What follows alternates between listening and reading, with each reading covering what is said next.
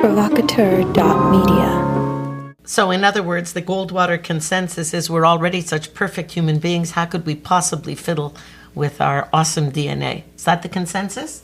I want my kid to have a handle, you know? Or like Wi-Fi. An on-off cry switch? That'd be great. The Goldwaters is brought to you by Goldwater Dubé, shaping the history of Canadian family law since 1981. The Goldwaters vous est présenté par Goldwater Dubé, modeler l'histoire du droit familial canadien depuis 1981.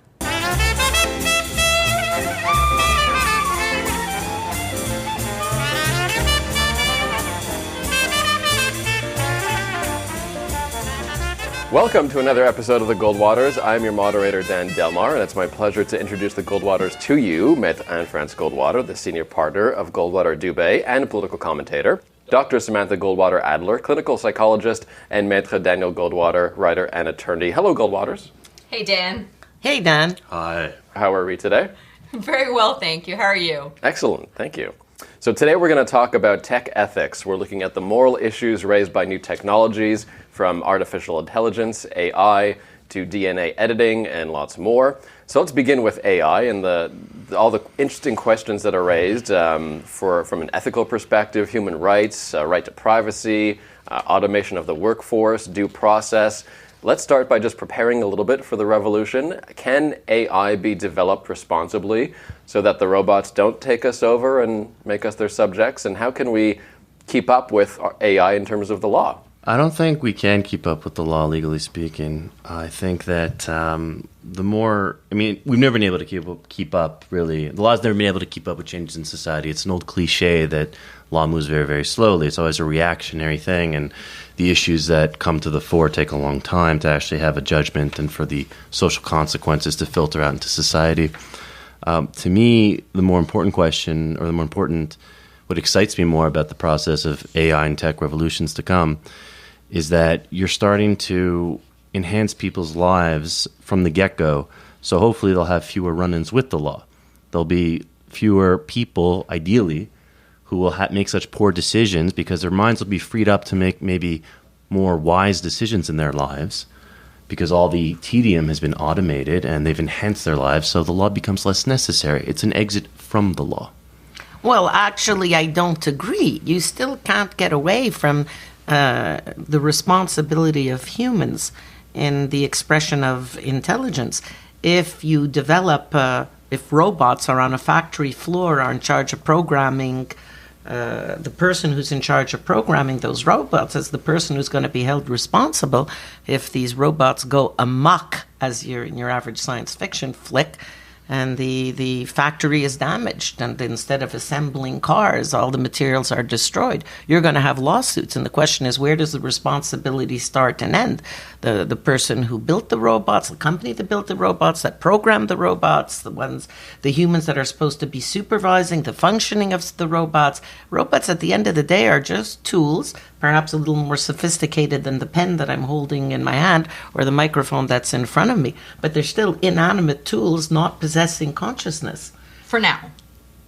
For now. Well, there's a debate as to whether they could ever experience consciousness. Remember, you're speaking to an old person whose favorite sci-fi novel is still The Moon is a Harsh Mistress by Robert A. Heinlein. And that spoke exactly to that concept, which is if you network enough computers together that have sensors that can perceive reality, at what point does the computer reach a critical mass of capabilities that it becomes conscious? Because we don't know how or why we're conscious. Nor do we fully know what consciousness even is. It's still continuously debated by philosophers, which makes it even more complicated. And we don't necessarily, even in terms of animals, we're not entirely sure the extent to which they're conscious, and we don't treat them very nicely. So I find that with AI, it gets, to Daniel's point, yes, I do think that the goal is to make human life easier and to use AI as a tool. But it assumes that every person, every engineer, every computer programmer, software engineer that's building these systems has the same purpose. And I don't think that they do. It also assumes no malicious intent, which we can't really rule out. And so far, there has been technology is it's a wonderful aid to humankind, but it also can really get us into major trouble. And each time there's been a major advance in technology, there still ends up being major repercussions and problems that unanticipated concerns that we have to deal with. So I think that, even if, the best agents are working to use these tools and to use AI to better our lot and to help, automate tasks and to prevent us from having to deal with, with mundanities and free us to higher purposes, I don't think that that's necessarily how things are going to play out. But that's because you're answering Daniel's point, I have an answer to your point. No. I also don't agree with Daniel's point. For me, it's more Dan's question that's relevant, which is, can law keep up? And the law does not presume anybody's good or bad intentions. The law has to provide for all scenarios where their intentions are good or malicious. And I'm sorry, with all due respect, from the day us monkeys developed opposable thumbs and could pick up a rock, the issue of intention became germane. You can pick up a rock and hit your neighbor and kill him, and there has to be a law in place that provides for consequences. I think that humans have evolved very oddly in terms of our conception of where responsibility lies, and I don't have to remind you, or I hope I don't have to remind you, that in the Middle Ages we used to ascribe responsibility to animals. So if, for instance, a man had sexual relations with a pig, the pig could be killed for being a slut. Just so. Right, he was asking for it. The pig had responsibility, as did the man, which doesn't make sense to us today, although we're coming at things now with a different angle today, as we're better evaluating the consciousness and the sentience of animals. We might start ascribing personhood to some of our fellow monkeys, and we might start ascribing more sentience to other animals. Now, whether that's going to permit us to make the, I think, ridiculous philosophical leap to ascribe consciousness to a bunch of transistors, or a bunch of printed circuit boards, or a neural network, well, that's something else. To your point about liability and robots run amok in a warehouse and where's the liability? I mean, my mind, and like, you are a greater jurist than I. Of that there is no doubt. Well, I hope to absorb your juridical skills.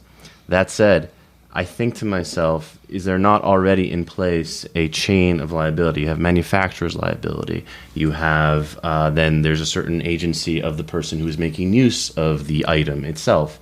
If someone, for example, has a robot that you calibrate to different settings that then play a role in what happened later, then there is, you sue all people involved.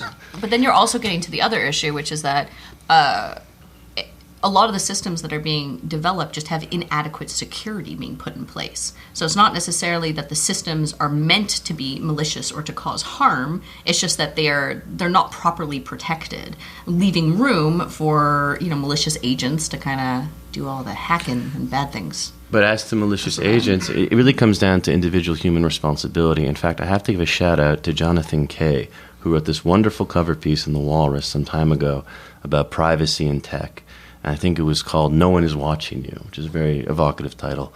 And one of the things he goes on about is PBD, privacy by design, which is the doctrine right now that's informing a lot of social media, a lot of tech, which is that you can calibrate your privacy settings. It's completely embedded in the process from beginning to end as you experience the product. And that more and more people today are changing these settings based on their comfort level. How much do they want to give up to corporations about their personal data? But that assumes informed consent. And I don't think that most people fully understand the repercussions of open privacy settings. A lot of them just go by the default. And even the people that do read even the people that do have when there is a consent form in place that you have to sign, those consent forms, when was the last time, you two are both, jurists, when was the last time you read, when there's a software update, that you read through the entire consent form? Every time. Every time? Yeah? No. I used to read them. Actually, you know me well. That's why I'm asking. You two, of all people, should be the most likely to be reading these contracts. You're lawyers. Right. Do you read the contracts? I used to read them. I really did. I used to read them assiduously, and then I learned, and what's something that most people should know, you have to presume the company is selling you a horse, but isn't guaranteeing you that there's a leg on each corner, nor that the horse has teeth or a tail or can see or is blind. So once you get used to that in those software upgrades, or they that guarantee anything the horse does, that they're not going to be responsible for anything the horse does. So when or you that install, the horse's buddies or when does, you or that the install giraffe that does. software upgrade, take for granted that when you click OK, you're installing something that's entirely at your risk and peril, and they exculpate themselves of any responsibility, even if it turns out that their software upgrade causes your computer to explode. But let's go to artificial intelligence more narrowly. Let's say that Facebook were to decide tomorrow to implement an artificial intelligence algorithm, paradigm, in order to help adjust for its users, because I want to use your example, privacy settings. Based on an anticipation of what users with a certain profile generally choose as a privacy setting. Okay? So, assuming that the users are actually choosing the privacy settings out of their own free will and knowledge. But you can still adjust those settings. I mean, Sure. after all, part of artificial intelligence that exists, and it's in some of the articles that we were reading prior to this podcast, was one of the large chains, retail chains, which shall remain unnamed, had used artificial intelligence to determine how to target coupons and sales campaigns to their clientele, and made the mistake in a profile of a young woman who was a teenager of deciding her profile makes her appear to be a pregnant woman, and therefore we're going to send her baby coupons. But she was living at home and was an underage pregnant teenager whose Was she parents actually didn't pregnant? know. Yeah, whose parents didn't know she was pregnant until they got the baby coupons from said retail chain. I have a feeling this story ends well. Yeah, well, I had chest pains when I read the story, having remembered being a teenager and hoping many months not to be pregnant. But wait, was she pregnant? Was she pregnant with an AI baby? But wait, Samantha. So let's go to the Facebook issue. So let's say Facebook then, because they want to improve privacy settings and adjust them to meet their needs of their population, and as people readjust their settings, the whole point of artificial intelligence, the paradigm, the notion, is that you have self-learning software that as the population of Facebook users, if they find that young women are increasing their privacy settings, the software will automatically self-adjust and then increase privacy settings for all young women. It depends what it is programmed to do, because Facebook has different interests than its users. Certainly my point, but that's not, certainly to that point I agree with you. So it may be deep Facebook learning. have, So it may be deep learning. So the system may be deep learning how to game the women that are over adjusting their privacy settings to make it more you're lax. presuming a malicious intention. I'm not presuming presuming no malicious. intention. I'm not presuming malicious. But, hang on. I'm presuming no intention. But I'm just AI looking has at an what intention. It's a program.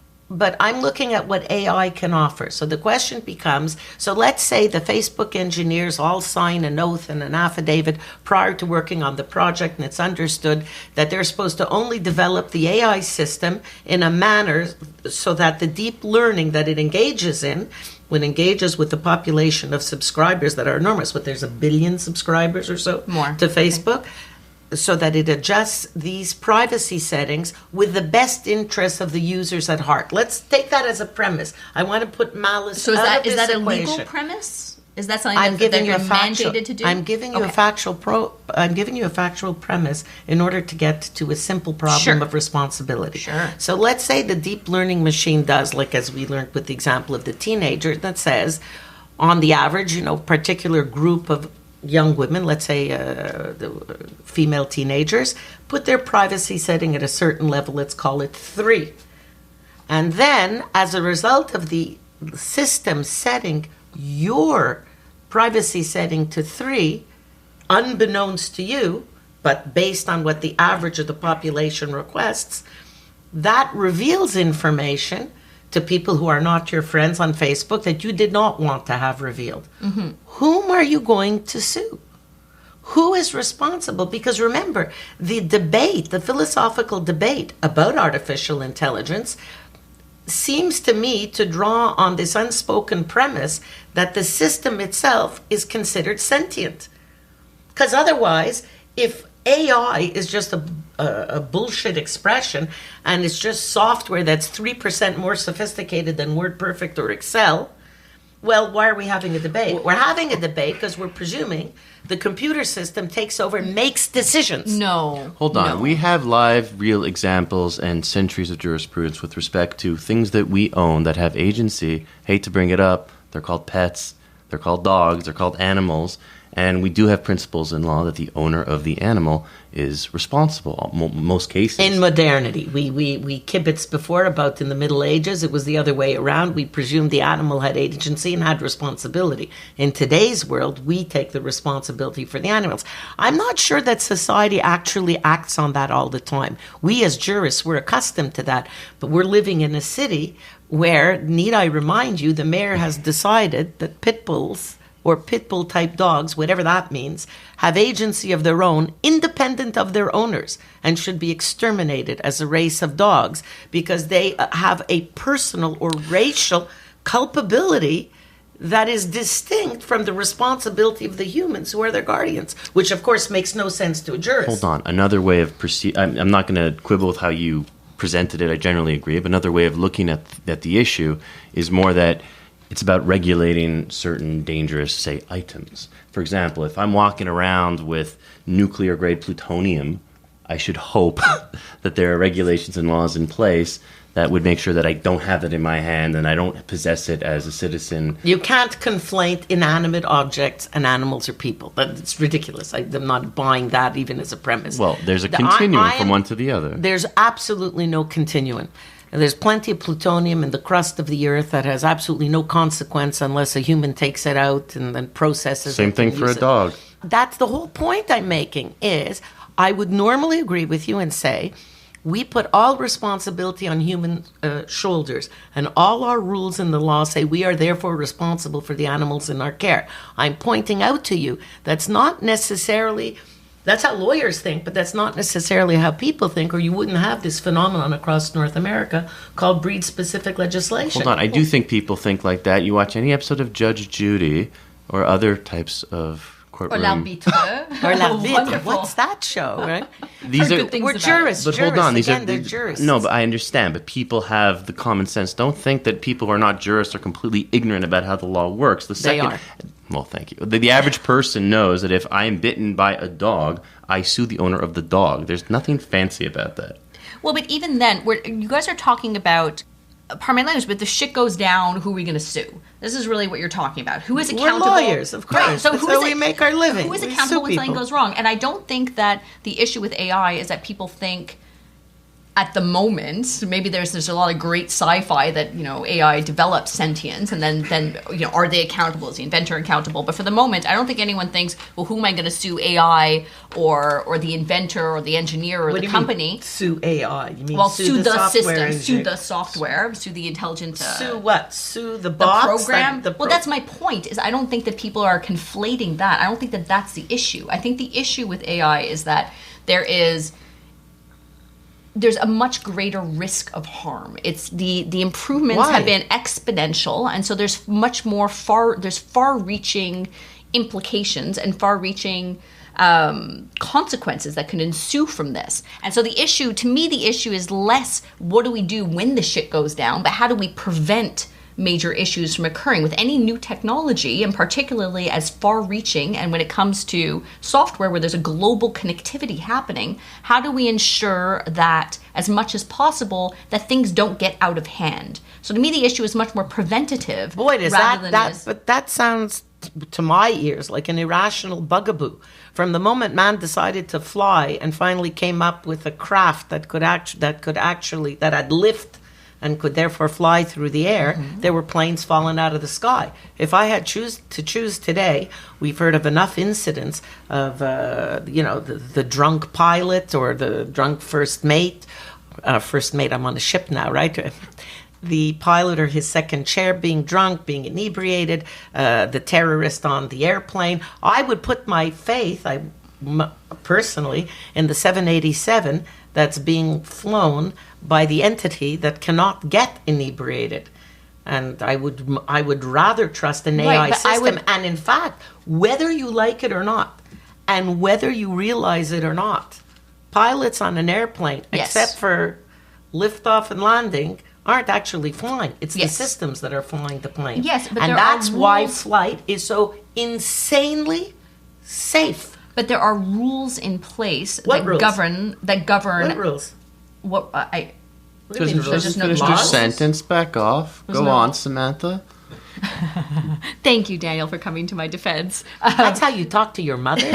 My goodness. Who's a pit bull? I think there's rules in place in terms of governing how the software in terms of flights should function, what the rules are, what the pilot's responsibility is. There's certain systems that are in place, and I assume, I would hope, when it comes to air travel, that there's international regulations in place as well. I think one thing that arises when we're talking about software now, that's the news a lot and repeating, is issues in terms of privacy and data protection. And I don't think that there are adequate rules in place now to govern how that data is going to be protected and how that data is going to be used. And so, yes, if something goes horribly wrong, then I think that the law can figure out how to catch up and how to point a finger at someone and maybe put them in jail or make them pay a fine. But ideally, how do we prevent these issues from occurring to begin with? Because for now, the way things are moving, even your toaster has a sense, that your toaster is going to have a sensor, your coffee maker has a sensor, and who knows what this, and even in terms of Siri, or in terms of voice recognition technology, if you can just say, "Hey Siri," and your phone can recognize it, it means that your phone is listening. So where is that data going? And I think that there should be very thoughtful rules or guidelines placed ideally internationally, and some real thought put into place about how data, what are rules and laws governing how data is going to be collected, how it's going to be used, and the type of decisions that will be left in software hands. For example, in terms of predictive policing, in terms of military warfare, I think that these are very important issues that need to be grappled. To split the difference between the two of Sure. you, I'll jump in here. I agree with you, Mom. I would much rather trust a machine over a lousy human with my safety for most instances. When you're talking about an automated vehicle or you're talking about even an automated plane, I think it's pretty logic. It's a numbers game. And I would go between the two of you here and go for a cyborg. That's what I would go. I trust a cyborg. Like Jude Law. Or like no, RoboCop. Was he a droid? I don't remember. Well, give it time. The androids are coming. But that being said, when I think of automated cars, so yes, you will probably have fewer car deaths. There will be new car deaths for people who have been killed by automated cars. That is going to happen. We should expect that. There's going to be a net gain in terms, or net loss in deaths. But That's a gain. If there's fewer deaths, depends who's dying. It depends who's dying.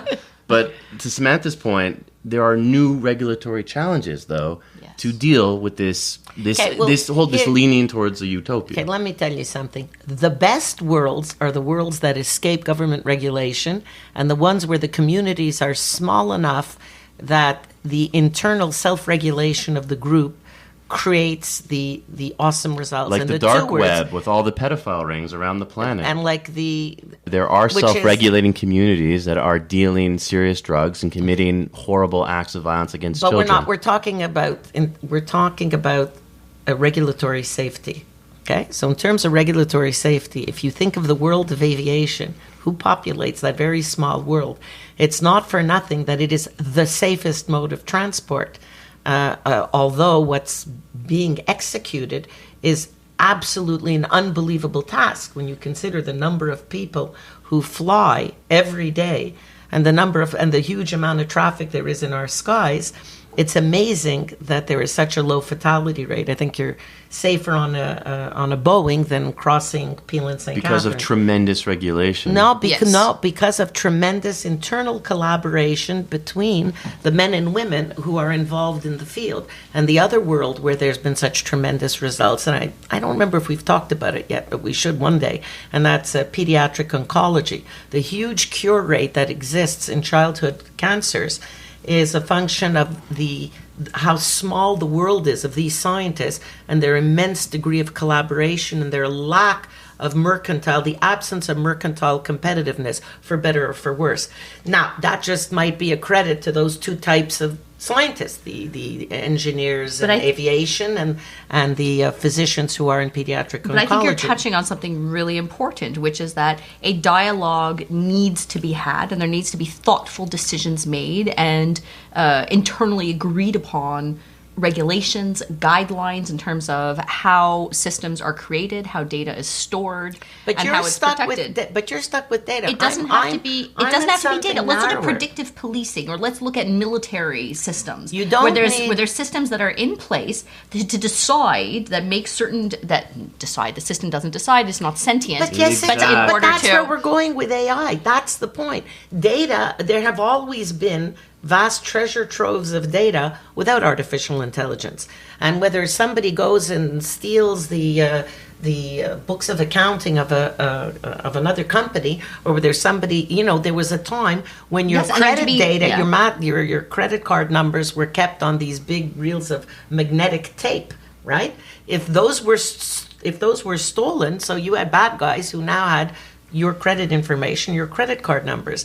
That's not what's at issue here. The issue of privacy rights with big data, to me, are not touched by AI. What's the issue of AI, what makes it a philosophical debate, is that a non-sentient entity is making a decision. Yes. So it creates, if I do want to go to the notion of self-driving cars, because you touched on a very good point, Daniel. They say there's 32,000 people who die every year in the United States on roads, because it's miserable, dumb humans who are at the wheel. And that if you had self-driving cars, well, the mistakes the humans make wouldn't happen. You wouldn't have anybody driving drunk or stoned or making mistakes of inattention. Well, those computer systems are a pretty rowdy bunch. Indeed. So many of those 32,000 people would be saved. But the question is, you would then introduce new failings, the failings of the system. If for some reason the system went awry, if there were a loss of power, if there was an electromagnetic pulse that came from the sun, a solar flare that would cause the car to stop working, would crash into another car. So you would eliminate, let's say you'd eliminate those 32,000 deaths, but let's say instead you would have 10,000 other deaths caused by failures of the system, of this AI system, right?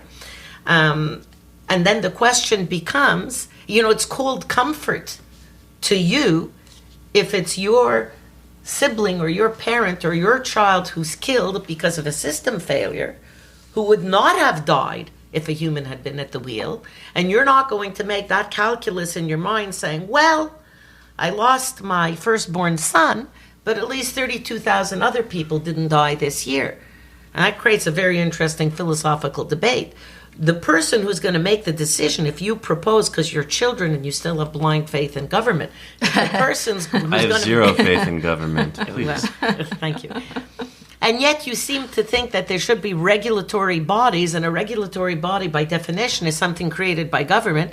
Governments can make that decision. A guy who's only ever driving in a chauffeur-driven limousine can make that decision and say, well, for the welfare of my 300 million fellow citizens, I'd like to save the 32,000, even if that means sacrificing 10,000 other people, because we're ahead 22,000 warm bodies who could vote for me.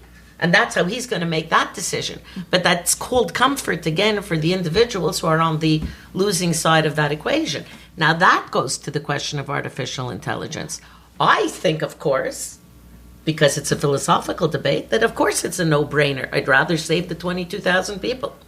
Well, if we're getting into cars specifically, then yeah, je suis d'accord. Like, I entirely agree. I think things start to get murkier when you get into things like predictive policing, when you get to the military.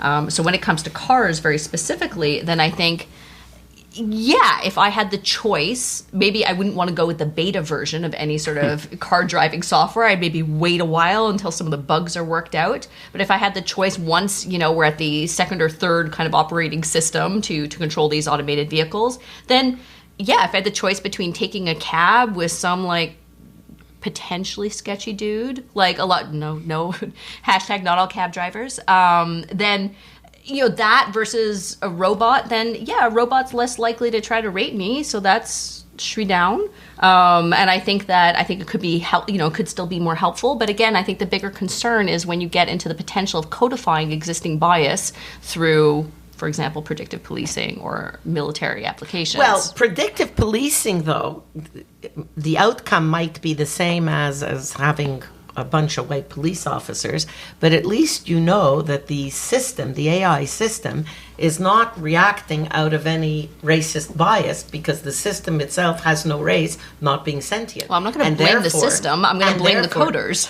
But it's not the coders, because all the coders Well, that's codify, true. all the coders code is What the police are actually doing and what the demographic data is. And as the demographic data evolve, certainly it might be the clever decision to make for the AI system in year X to target all little Vietnamese ladies from 13 to 30, and I'm just making that up as an example, and in year Y decide, well, we're going to target big Hispanic guys who are 40 to 50, according to what the demographic data demonstrate. And there's deeply nothing concerning. racist about it. But no human is coding in an AI system skin color or race. Yeah, And but as a matter of fact, what you would probably find, if I can harken back to breed-specific legislation, what you would probably find is that if you took the human element out of it, and it's a bunch of transistors making the decision, that you would find that the predictive policing would probably predict that the number of people to arrest in a year from group A, B, or C is directly proportional to the number of citizens of the groups A, B, and C, as we learned with dogs. If you have a community with a lot of German Shepherds, you're going to have a lot of bad German Shepherds. Not because German Shepherds are bad.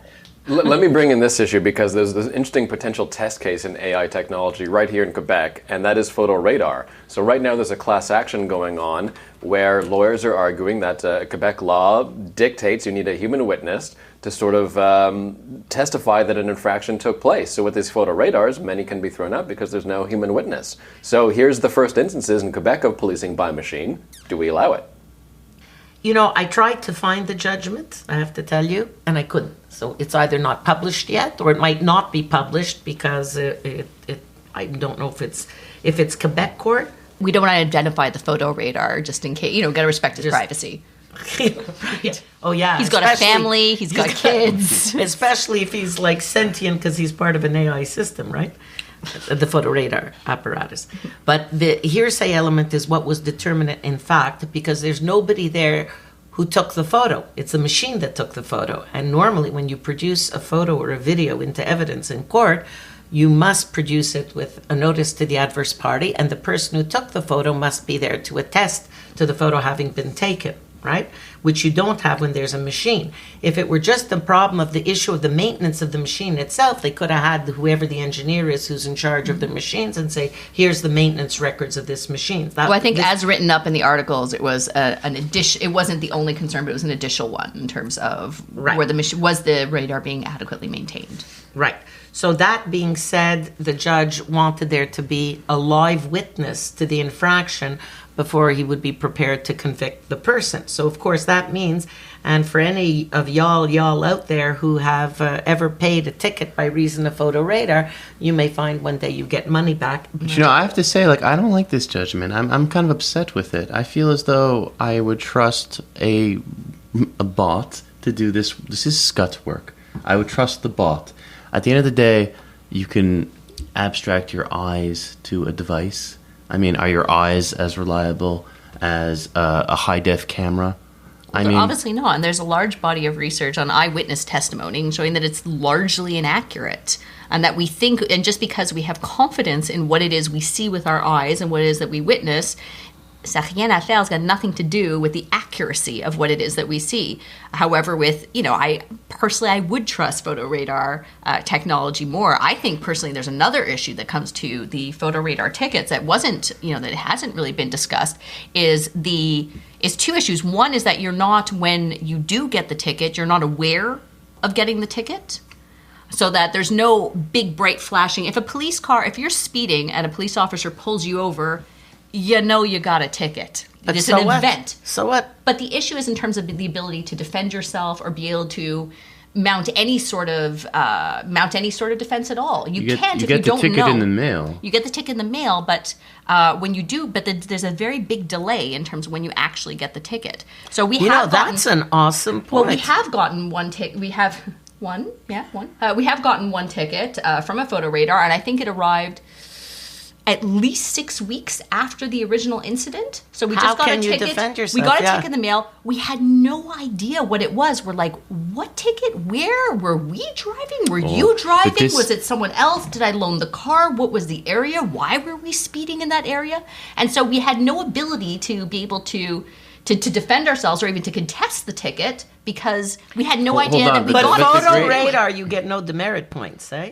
Even if you're speeding, you get a Well, monetary. sure, You just have still to pay money. Right, I You just have have to- to pay a ton But of hold money. on, but the great comedy is that the obvious remedy to what you just described Is? is to give up more of your private information so that they can identify you through facial recognition technology and send you a text immediately. They Well, can't what's so- really? what's- Well, the technology is Okay, available. but what is so awesome. complicated But about wait, I having wanna- if they're going to give a ticket? What is so complicated about having a bright light flash or 'Cause of something the that's some sort danger. of Yeah, that's an That's obvious a one. huge danger. That's a huge. The- huge the most- blind drivers But they while they're should- going by? I do agree that with your license plate, they should be able to email Right. you or send you a notice immediately, Right. Yes. not 6 weeks Yes, later. and you don't but need that's facial an recognition for awesome it. point, and that's an awesome point because your ability to defend yourself that's a cornerstone of the judicial Exactly, system. and with a ticket by a police officer, then I can still say, "Oh no, you missaw this," or "I was rushing for this reason," or at least I know it was me driving and not my husband, not my friend, not my brother. Hello, brother. Hi. Whereas with the photo radar And- technology, I have no idea just because of, frankly, the delay, and I don't know what's even happened. And so I have no ability to be able to even say or gauge whether the sensors are misperceiving something or not. Let me ask Dr. Samantha about what is learned in these situations and maybe even about deterrence theory. If you get a ticket from a machine 2 weeks later, is behavior changing among the population, or is it better to have a human being explaining what you did wrong and then how to correct that? It becomes an event, and like you said.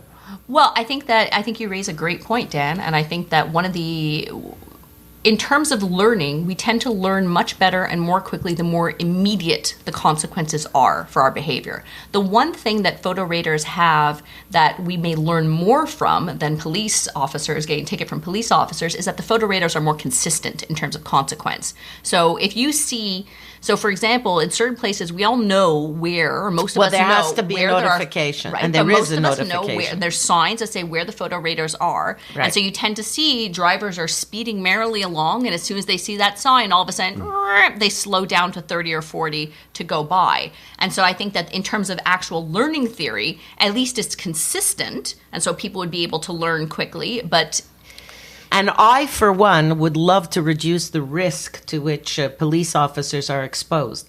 I have to tell you, I find that you're at greater risk for having to stop somebody you don't know, a person who's speeding, and therefore, by definition, is more likely to be a kook than a person respecting or reasonably respecting the speed limit. And you put yourself at risk when you go up and approach that person. I noticed in the States, here in Canada, it's not quite the same thing. Maybe because I'm a white person, I have a reasonably cordial relationship with police officers. But there's times in the States where if I've been stopped for a particular reason, the way a police officer approaches your car is traumatizing. And I remember once having a conversation with a police officer who had approached me. I was driving in a Volvo, a middle-aged woman, and he wanted me to get out of the car and blah, blah, blah, and he was approaching with like a flashlight during he was the day. terrified of the tinted windows in the Yeah, back that's seat it, with my brother and I sitting there as Little children in the back, right? very menacing. Exactly, and like I didn't understand. He called for backup too, and I was like, Yeah, "What's but going on?" this is and exactly- he said, "How do I know you don't have somebody with a gun there in the back seat?" And me, I answered like the dummy that I'm. I said, "Because I'm Canadian." I swear, it's like a Canadian plate. But this is right? exactly what I find so upsetting about this judgment. I want to liberate police officers from lower order work, like radar gunning people and pulling people over, so that they can devote their skill to more high order crimes. Moreover, as Samantha you just explained, these photo radars are actually far more effective at reducing harm to people. That's why these rules exist. As we all know, when you're going in a section of town where they've installed a photo radar, it's because it's a high incident area. And people immediately, you see it on the road, when they see the photo radar, they slow down. Because it's consistent, because they know consistently that something's going to happen. They Whereas know with the they will police, be. There is a 100% probability And- they that will within be the caught. within 1 week to 1 year, they Well, will that- receive a ticket in the No, mail. but the solution to that problem, and it's coming, I'm quite sure, I'll bet the farm on it, you'll get an immediate notification on your phone. That's a solution that is coming, mark my words. However, to your point, Mom, about racial profiling, and then you're having police officer engagement with random citizens, we know from all sorts of data, when you talk about people of color, particularly in the States, though, of course, we have our own problems here. People More in Toronto, though, than Montreal, I dare say. per capita or just volume? There's more people in Toronto. I just wanted to diss Toronto because it was an opportunity. I'll leave Toronto alone. Everyone wants to diss Toronto. Poor Toronto. No, but Single But is tier. Toronto sentient? when you have, as we've all seen, these horrifying videos of usually of African course. Americans being murdered by police officers, shot, I shouldn't say murdered. for really petty kind There's of an escalation that occurs when you pull someone over, and then all of a sudden you get these incidents that start to occur. These are the friction points that are really terrorizing a lot of communities. Let the bots take over, please. and I agree wholeheartely with both of you in this case, because I think there's also, I've even had a very close friend who he was telling me about he's black, and he was telling me about his experiences being pulled over every day on the way to work. And obviously when he's being pulled over every day on the way to work, he ain't speeding. That point, he was profiled, so he was continuously stopped. And with photo radar technology, then presumably, then it is colorblind. There aren't the issues in terms of police discretion in terms of who to stop, and then the potential of them having escalating interactions upon that occurring. And I would like to think there'd be a humanizing effect as well in terms of interactions between police officers and the community. I think that would take us to a whole other topic, because I think it's more important for police officers to interact in the communities they're policing with people who are going about their day doing good things, as opposed to always have to look at a person, white or of color, with this negative expectation of bad behavior. You have a scourge on our roads of people who speed. There's nothing to say. So the only thing I would add in terms of photo radars, because I think it's pretty clear that we're all pretty down with it, is that the thing that would need to be mandated, be sure to be controlled, is that the sensors would need to be regularly checked if we're going to give trust into the photo radar system. The images that are collected would need to remain private, or at least if they're not going to remain private, then citizens should be aware of how those images are going to be used. And and the resulting tickets, as I mentioned before, they should be quickly delivered. So at least we know that we got the tickets, and we have the option of being able to contest them should need be. Otherwise, in terms of photo radars, bring on the bots. We down? We down. Yeah, We're we're down. 001101. Beep. We're down in binary, just so you should know. Beep bloop. So speaking of automation, this could be bad for police officers, but automation in general is eliminating whole swaths of the workforce, and AI could speed that up. We had the same debate, of course, at the Industrial Revolution, but AI promises to take things to a new level. Are you worried about our job prospects in a few decades from now? Well, I think that we're uniquely lucky because the nature of what we do requires human interaction by definition. Whether you're as a litigation attorney or as a psychologist, because then that sort of covers the group of the three of us, I don't see an adorable flesh-skinned robot walking into a courtroom and pleading a case. And I don't believe for a minute that artificial intelligence is going to permit there being that same flesh-skinned robot sitting sagely smoking a pipe with a patient on the couch, speaking words of wisdom. Although, as a side note, there have been more and more moves in terms of having caregiving bots. So bots that could deliver empathic statements or empathic gestures to people that are in distress or people that are in need or sad. So I do think, personally, in terms of my job security as a psychologist, I think I'm safe for now, but I wouldn't necessarily take that as a safe indefinitely. And I think there will be a winnowing process in every profession. I think the reality is most professionals, maybe the 80-20 rule, just to pick a proportion or a figure, 80% of things that they do are things that don't really necessitate the higher level aspects of their training. Ideally, AI assistants, Watson or Google algorithms and assistants, what have you, should be able to take over what I call, respectfully, the lower order scut work. When you talk about there's a bot right now in the United Kingdom that is contesting traffic tickets, and that's usually something where there's a bit of litigation involved, Mom. And that's just lower order litigation for the sake of argument. And so what I'm happy for is that now professionals will actually be applying their higher order skills in a more necessary manner. What is concerning in terms of job loss is this winnowing that we are going to be seeing. And perhaps it's for the greater benefit of humanity, but there will be losers. Well, no, it can't necessarily be for the greater benefit of humanity if you put large segments of the population out of work. Because let's look at it from the other extreme.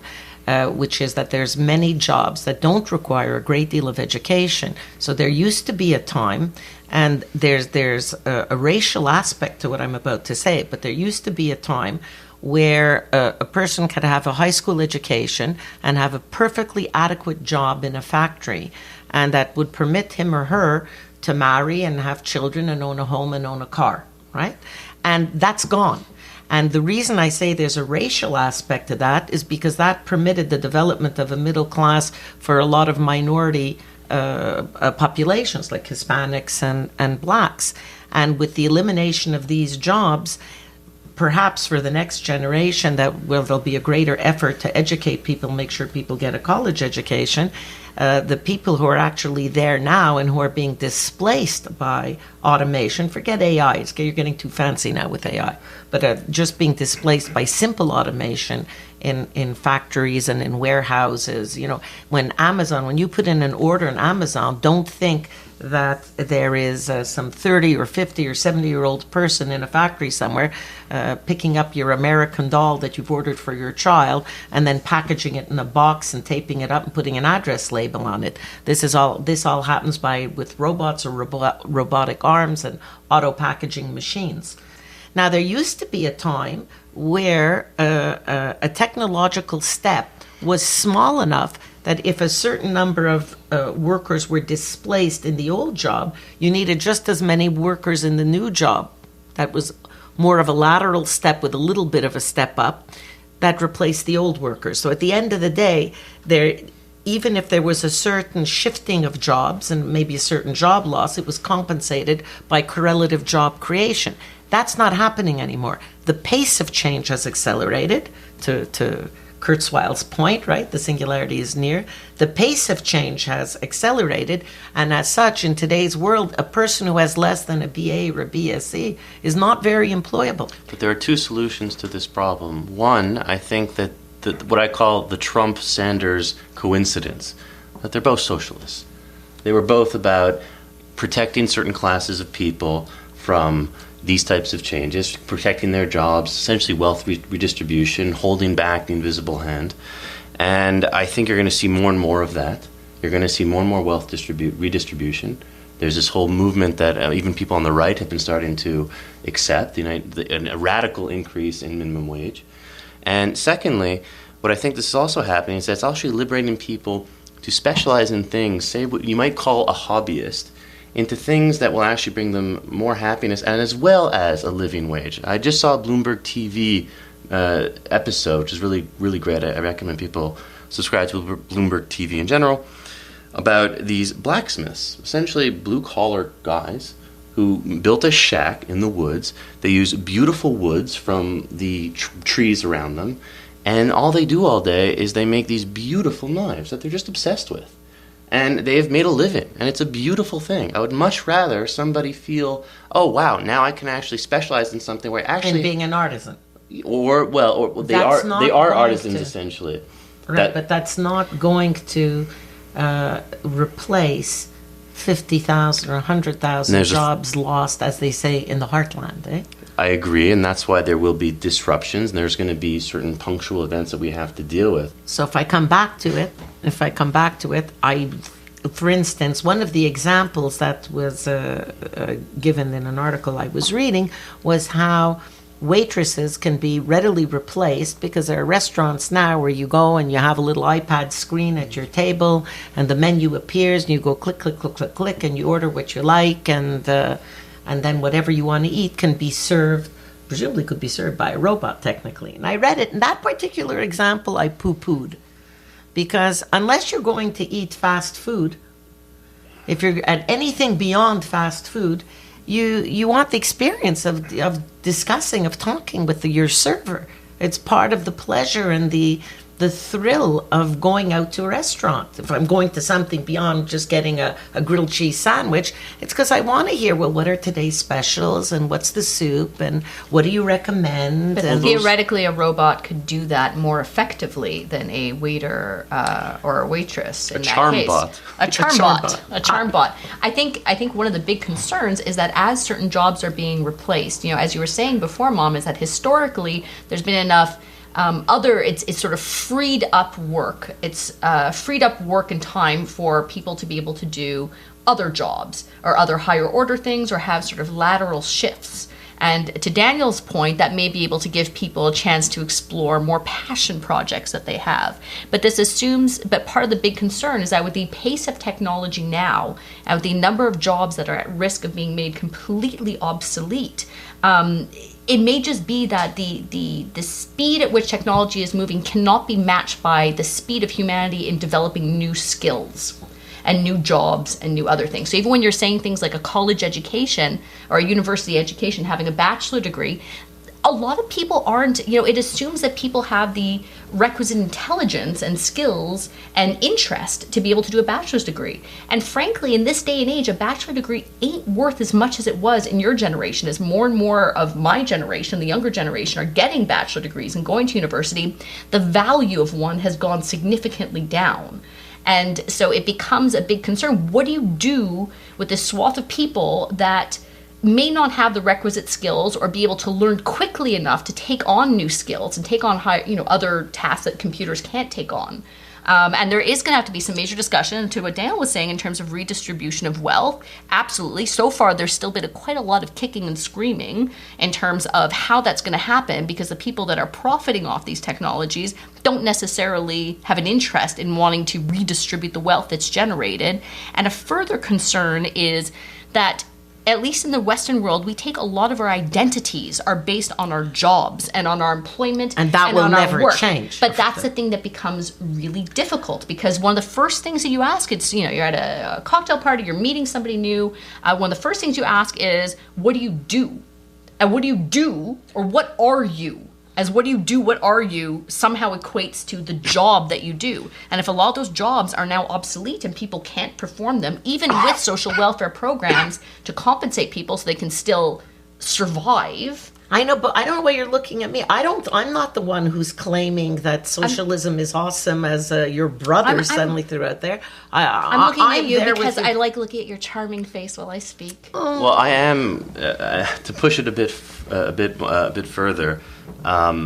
We're all going to have to get used to living with less. There is right now. Oh my God! The clarion call of a communist. No, let's do with less. Thank you for the caricature. No, the point is this: if you look, you're welcome. There are studies that show that most of the things that we buy, we do not use after 3 months. We have a wealth of stuff. 60 or 70% of all food in America is thrown out. Okay, it's just not efficient. It's not a matter of being a Marxist or a capitalist. It's just inefficient. Just basic business knowledge. It's just efficient systems. Does it look like in this house we throw out even 10% of our food? Please. No comment. We have leftovers that walk out of the fridge begging to be eaten, and I'll eat them. And to Samantha's point about jobs and identities, there's a difference between a job and making a living. I hate to, you invoked Marx, so I'll go further with that. The fundamental point is that we should not be alienated from our labor. Samantha's point is profound and true. We get a lot of satisfaction and a lot of big pieces of our identity from the things that we do every day. The more alienated... But nobody's contesting that. Well, hold on. Well, what I'm trying to say is that you were starting by saying all these minorities or people who might be in lower sectors of the economy were benefited by having these factory jobs, which a lot of these jobs at the end of the day were turning widgets. I think that's not really a lovely relationship to labor. I don't want to have people like Laverne and Shirley with bottles going down a conveyor belt all day. Oh, I can provide for my kids. Great. I would much rather a world where I'm more present for my child. I'm actually there physically for the child. A child really, I think, needs more presence than they do stuff. Yeah, but that wow, assumes. spoken But that like is, a privileged white man. Well, I have got to take that sucker on. Eh? I'm taking that one on. No way. There certainly was a time in your father's day. So when he graduated from university in 1967, you could get a regular job, a working man's job, earn $8,000 to $10,000 a year, and have a home and a car and a dog and a non-working wife and 2 kids. That world is gone. And that world, by the way, is a very, very temporary world that existed from about 1945 to 1970, and that was a result of the boom after World War II. I think they even called them their people the baby boomers, don't they, eh? Bon. All right, but that world is gone. We're back in the normal world that existed prior to the Second World War and that has existed since the 70s, where in general 2 parents have to work in order to provide for their children. And although I would agree that we tend to be a spendthrift and wasteful society, and I'm not going to argue that, even though I'd like to think that, in fact, we're not like that, privileged white people that we are.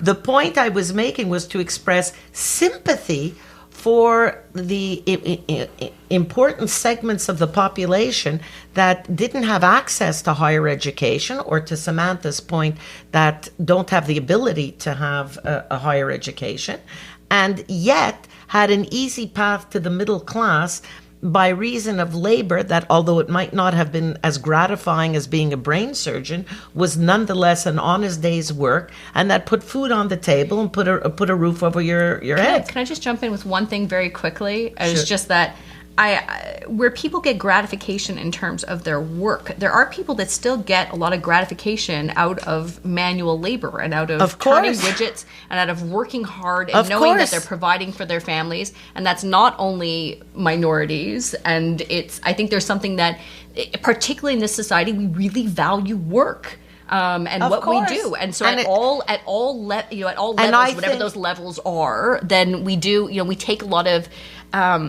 We take a lot of gratifications that have a lot of sense of meaning in what we do. And in fact, that's been one of the big moves in terms of the millennials, is a sort of sense of the work that I do has to be extra meaningful and has to be extra important. You millennials, oh my God. But do you work? Am I a millennial? I'm not a millennial. Do the millennials work? Yeah, they do. That's a different discussion. But I thought you and I, Samantha, were agreeing more, and it's like we were supposed to be ganging up on Daniel here. We're supposed to gang up on Daniel? No, Daniel, we love Daniel. Daniel. Ganging up on Daniel time, because at the end of the day, there is a segment of the population, even tomorrow's kids, who, you're right, Samantha, are not going to be able to achieve that university degree, and are not going to be able to find reasonably gratifying employment. Or even if they can achieve that university degree, it may not be as valuable as more and more people are seeking it out. Right, and the devaluation of formalized education systems, I actually applaud. I think learning is going to be disrupted. It's already being disrupted. I think that it's a question of UI, when I mean user interface. Right now, for example, in my practice, I've noticed when I go to the CRA, the Canada Revenue Agency website, over the few short years that I've been an attorney, nothing like the seniority of my mother, I have witnessed how it's gone from something very opaque and legalistic, just as a basic user, a basic Canadian citizen interacting with the website to understand your rights. How much money does the government take from me when I do X? Now you go to the website, and I actually applaud. I called them and I told them I'm very impressed with how you guys have been managing your user interface. Now it is so simplified that literally my niece, who's 5 years old, nearly. Next week, could probably piece it together and go through it. UI is really everything, in my opinion. Education is being democratized in a way. This whole notion of a certain generation of people who say that, oh no, you need to have the PhD, you need to have the bachelor. There's nothing wrong with a PhD. Right, exactly. I think that you'd be surprised. The Founders Fund is a big venture capitalist from down San Francisco that finances all the great innovations of tech that we're seeing. They have kids who are 14 years old from India. They don't give a crap about their certification or education. All they care about is, do you have a desire to learn this thing? To learn what thing? Well, if it's a tech application, if it's drone technology, if it's sensor technology, that's in the tech world. No matter what else it might be. When I was talking about those blacksmiths, they just had a passion for it. The point is that there was a time where there was a simple ethos. Stay in school, get your high school leaving, and at least you can go out and get a decent job and have a life. Found a family and have a life. And that was That's disintegrated. And that was the sense, is that hard work would set you free. And if you work, that somehow the more that you work, the more you will see the result from it, the result of it, and you will benefit from it. Listen, when I look in our socioeconomic stratum, right? I've raised you kids, you're in your 30s. As you kids were growing up, and the kids just after you have been growing up, a lot of you kids at this level recognize exactly that. The undergraduate degree is not enough. And I've rolled my eyes over the years, but I've gotten used to it. I've recognized you kids are all right. You have to get a master's or a second degree or a doctorate in order to have marketable skills in today's worone Or going to a You trade. kids- Trades are really valuable. at Just this a point. sec. You kids aren't getting married till your 30s or founding a family till your 30s. And none, who amongst you can afford a house? Buying a house in the city of Montreal. And this is Montreal. Like cheap, like denigrated, deprecated Toronto suburb called Montreal. An actual house sitting on a piece of land is $1 million in the heart of Montreal and more, right?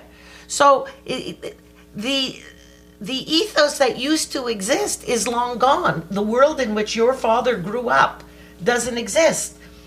And your father had like a professional degree at the end of the day. He's a high school teacher. That's still a specialized degree. That's having a degree beyond an undergraduate degree.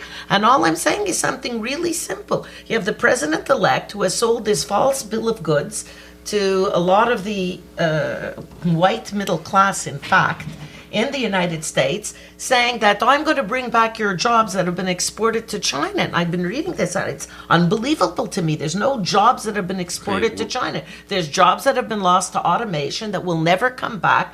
And I think, and you can't say that redistribution of wealth is going to be the solution, Daniel. You can't tell people to sit and be indolent and they're going to be given a handout from or the to government. stay home and think of the children. Think of the children, because some Please. people don't have kids, can't have kids, don't want kids, and frankly, And your don't average necessarily- woman does not want to sit at home and rot, even if she has the nicest kids in the world. In my matrimonial Some do. practice, speaking of fathers and mothers, I have seen families that are being raised on about $70,000 a year, and they are far happier Than what? Than certain families where you have, say, the traditional breadwinner, say the father, who is stressed out of his mind, has no relationship to his spouse or his children, and there's a family dysfunction that is happening. But when you're talking about the family that's earning 70,000, you're still talking about the privileged. Yeah, that no, I'm is talking privilege. a combined. Well, Even if it's a combined income, whatever it is, then it's you're talking about a family that can still be If able a to. family's intact, you're already amongst the privileged.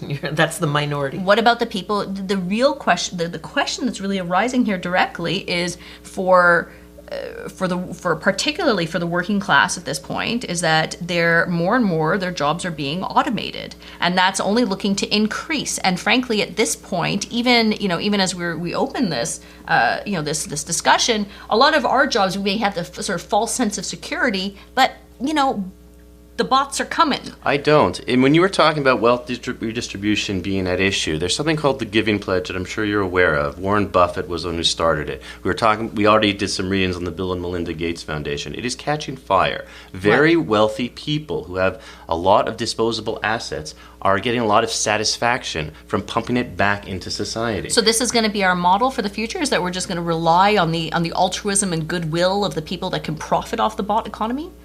Is this what we're going to do? And then we're just going to sit and watch TV and be excited with our user interfaces on our iPhones and think of the children, and then what? And then what do we do for the other 23 hours of the day? Well, I guess let's use this as a transition to the next topic. We're probably going to have to up our game a little bit as a species if we're going to have our workforces attacked by automation. And in comes the CRISPR gene, which is, I think, going to be a big story in 2017, a breakthrough in genetic editing. It has the potential to completely alter a person's DNA or the destiny of a species, really. What kind of limitations, if any, should be placed on the use of things like the CRISPR gene? I think that there should be major discussions, ongoing discussions that are being had, particularly in the scientific community, in terms of where this technology is going. I think to begin with, I don't think that CRISPR technology is nearly as far as advanced as we like to make it out to be in the popular press. At this point, ain't no CRISPR genes curing illness, and at this point, ain't no CRISPR genes going and fiddling with your DNA to fix you, make you blue eyes and blonde hair and 6'2". It's not happening yet, but it's certainly moving in that direction. And I think that there are, particularly when you're talking about altering the genes of a species or of humans, there are major... Humans aren't a species? That's an odd juxtaposition. Sure, yes, or other animals including humans, when you're considering altering their genes, there's major ethical considerations to keep in mind here. And it's not to say that Mother Nature is so sweet and so wonderful and gentle and beneficent. I think that a lot of people really, that natural selection is heinously immoral. So it's not to say that, if humans have access to CRISPR and we can start editing genes, that, we're going to be immoral, whereas Mother Nature is not. No, I just think that it's a bit of a game changer in terms of the power that we have.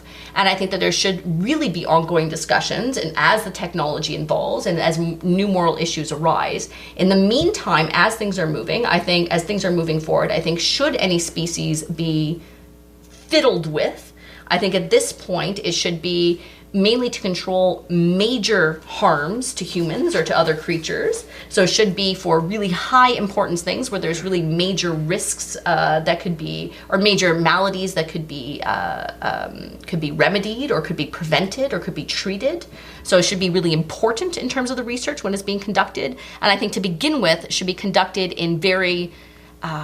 with a lot of safeguards in place. So for example, if a species is going to be altered in some way, it should be done on an island. There should be concerns initially about about keeping the original DNA sequence. Sounds like an episode of Jurassic Park. Like I hear that into a television series. I hear that ended well. Yeah. Well, listen, let's be reassured here. I went a little further in the readings because, of course, this is the area in science that I love the most.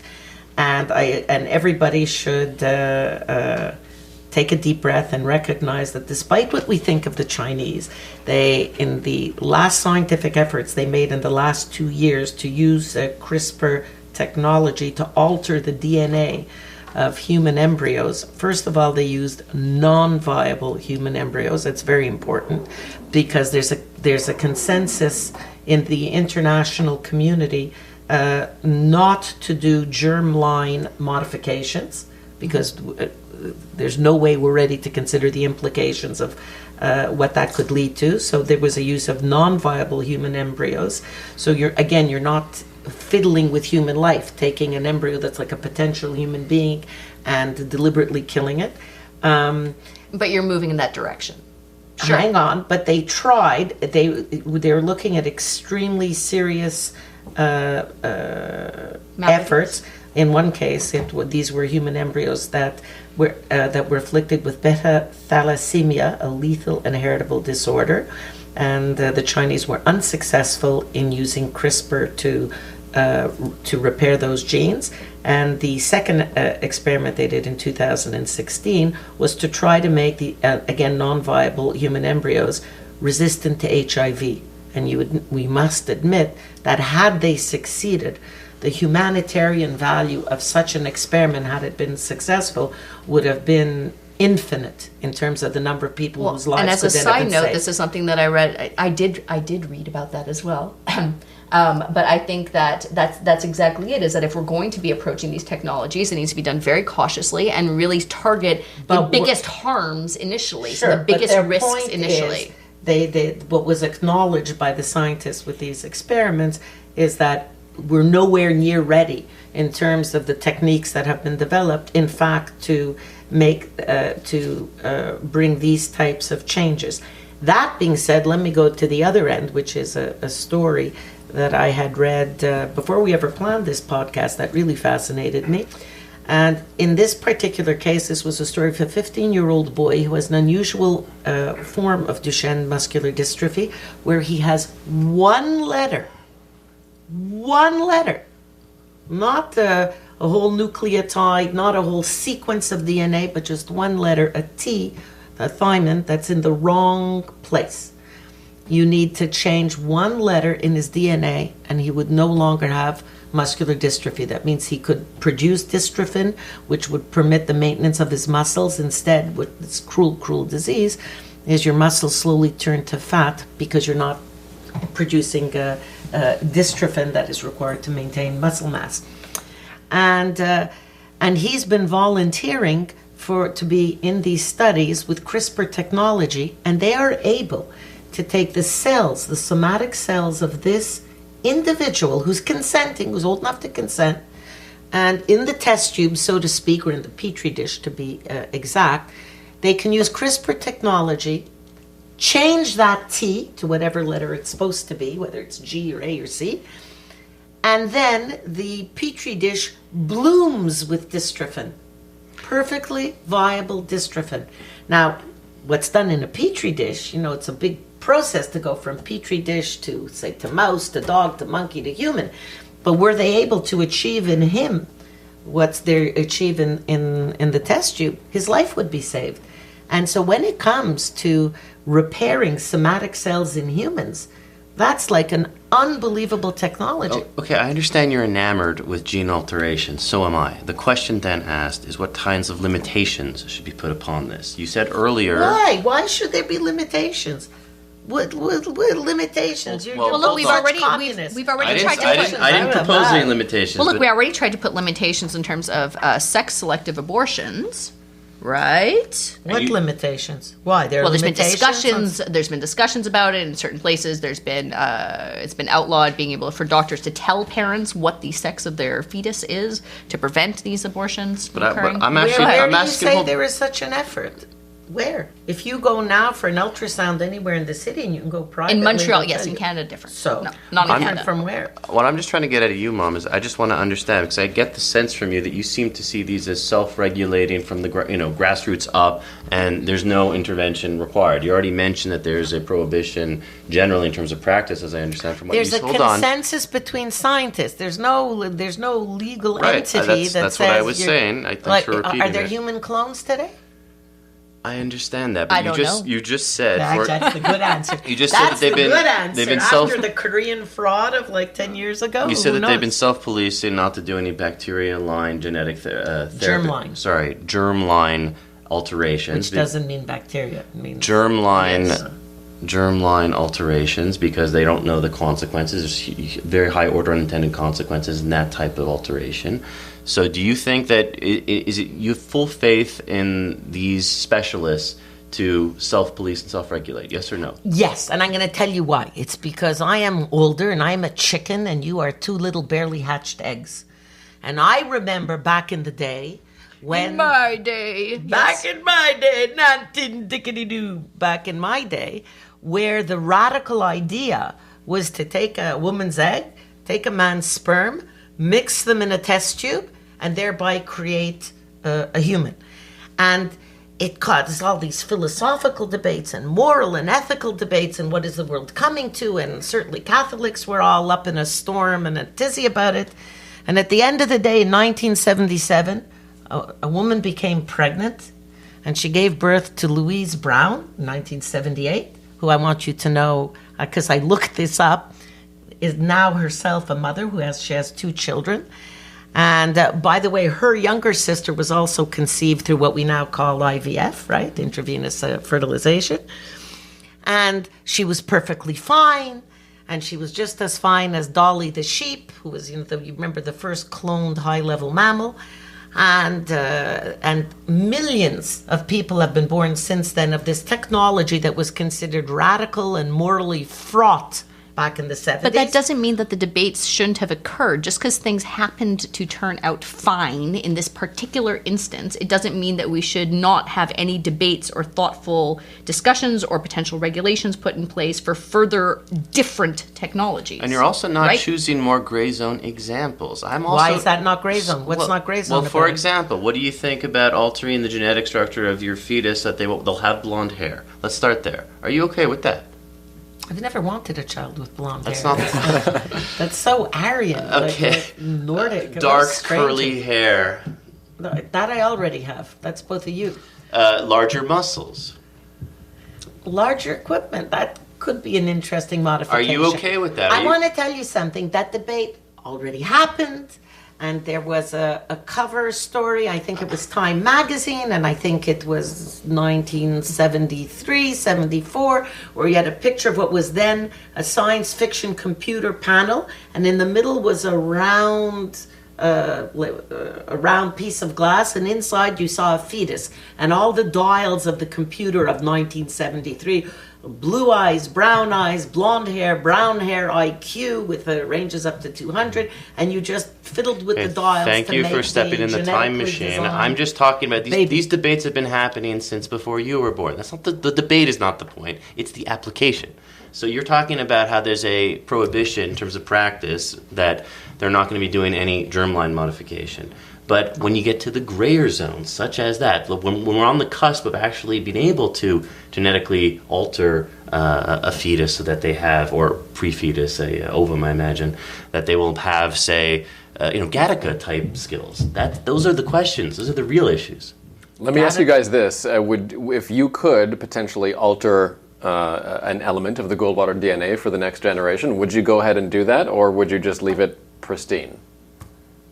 I would definitely modify, actually. I'm actually a big enthusiast for this. To be honest, I'm asking these questions a little rhetorically, but to be honest, I'm okay with... The truth comes out. Of course, any of us would want to. And when I did a paper on this, oh my God, it wasn't 1973, it was 1970, because I did a paper on it, and I was 10 years old in grade 5. And you had it all figured out then. I did. In my opinion, when I was 10 years old in grade 5, is that we should never do germline modifications because of the law of unintended consequences. I think that's the biggest concern.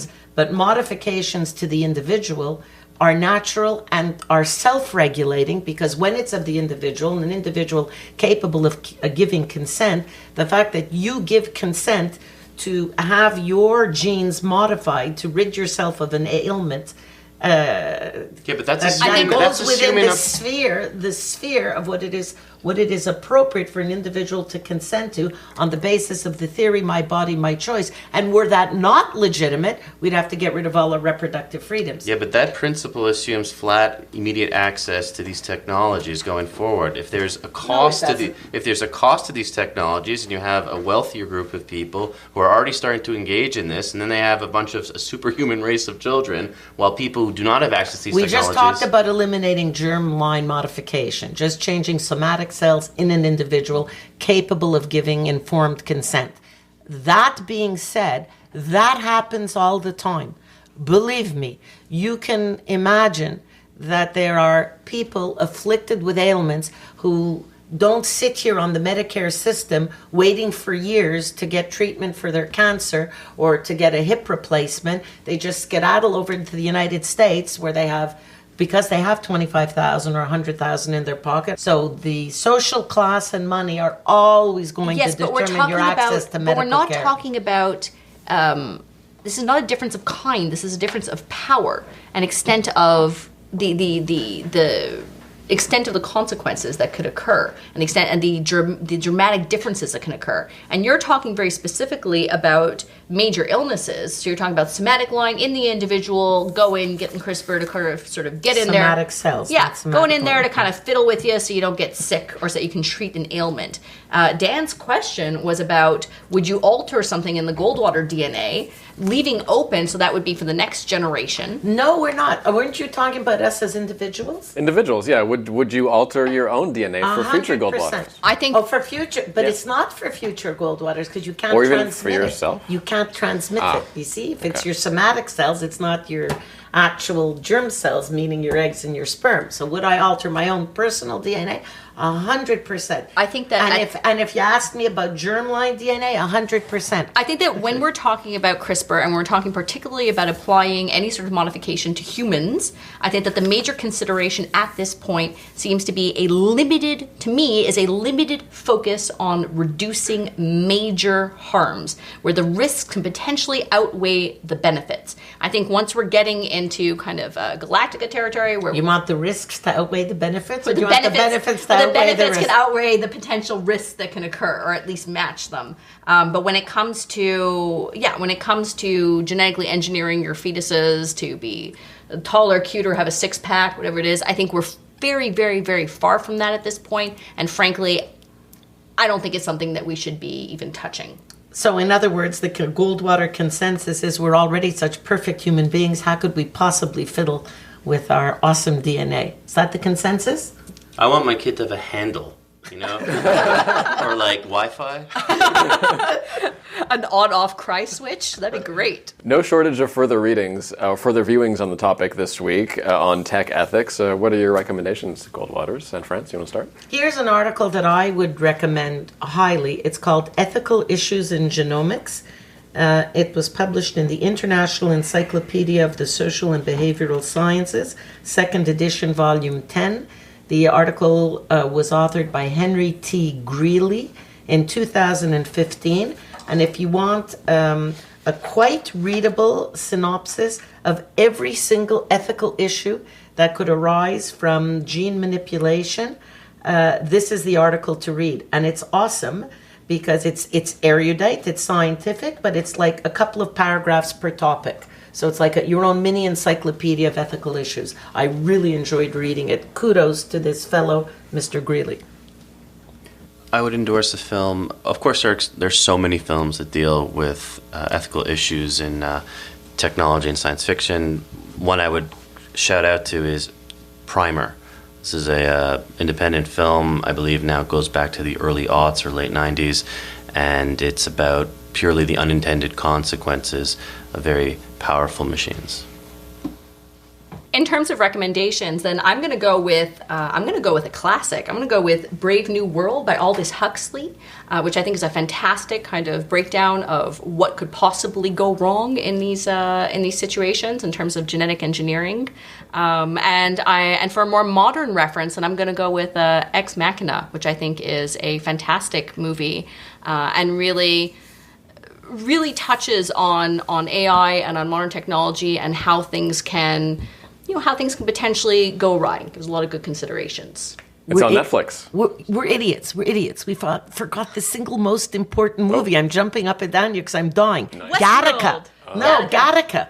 Gattaca with Jude Law, Uma Thurman, and Ethan Hawke, and I think the last performance of Ernest Borgnine. Who else was in there? A lot of people in that movie. But that is the ultimate movie.